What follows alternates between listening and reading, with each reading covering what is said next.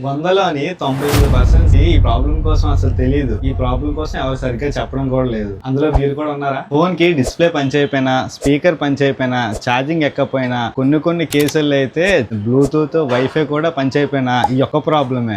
ఇది ఒక్క ప్రాబ్లం ఏంటండి? ఫోన్ కి వచ్చే 90% ప్రాబ్లం లో ఇది ఒక్కటే ప్రాబ్లం, ఇది ఒక్కటే సొల్యూషన్. అదే మిడిల్ ఫ్లెక్స్. అవునండి, సామ్సంగ్ లోని మిడిల్ ఫ్లెక్స్ మాట. సామ్సంగ్ లోని ఫోల్డ్ అండ్ ఫ్లిప్ మోడల్స్ లోని ఎక్కువ ఈ ప్రాబ్లమ్స్ వస్తుంది. సో ఈ ప్రాబ్లం ఎందుకు వస్తుంది అంటే, ఎక్కువ దీని వల్ల ఏంటంటే మనం ఓపెన్ టప్ చేస్తూ ఉంటాం అన్నమాట.